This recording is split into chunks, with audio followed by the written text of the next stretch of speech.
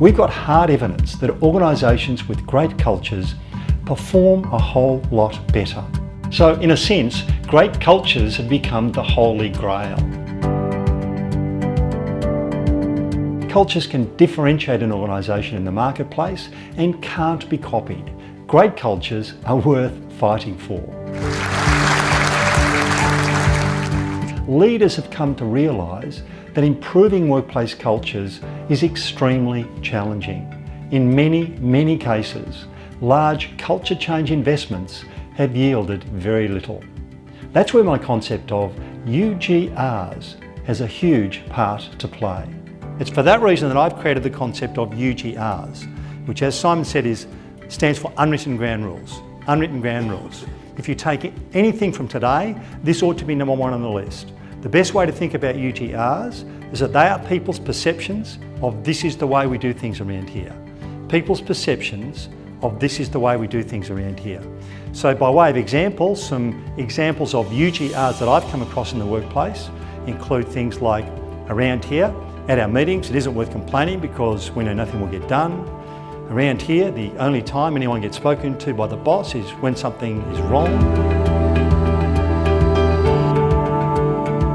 I know what's needed at a conference. People want engaging, fresh content, material they've never encountered before, and it must be practical. I also think it's vitally important people have lots of laughs along the way. People learn more when they're enjoying the process. Even in a shorter keynote presentation, there must be interaction and opportunity for people to explore how the ideas I'm sharing can be applied in their work context. I said, David, did you want to say something? And he said, yes, I did, Steve. He said, I thought I'd better let it be known to you and the rest of the group that during the filming of Hotel Adelphi, I was the managing director. He was Eileen's boss and never appeared on the video. And I wish there had been a camera on the audience, because if my presentation had been boring up to that point, I can just see the audience, they're going, how good's this?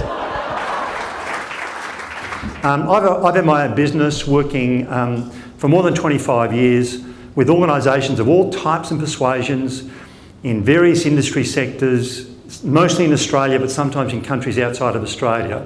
I tell you, I'm still gobsmacked by what I see.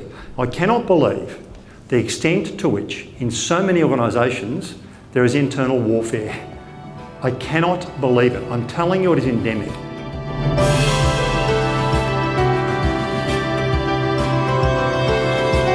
Steve as a presenter is a highly engaging individual. His style is one that can go across all levels of the organisation, so he can talk to the senior leadership teams well and engage them around the science behind UGRs, but he can also talk to the lowest levels of the organisation and just talk about the fundamentals of having good values and how that makes everyone's job easier within the organisation. So he's got a great skill. Steve, I couldn't recommend him more highly. I've introduced him to our New Zealand business.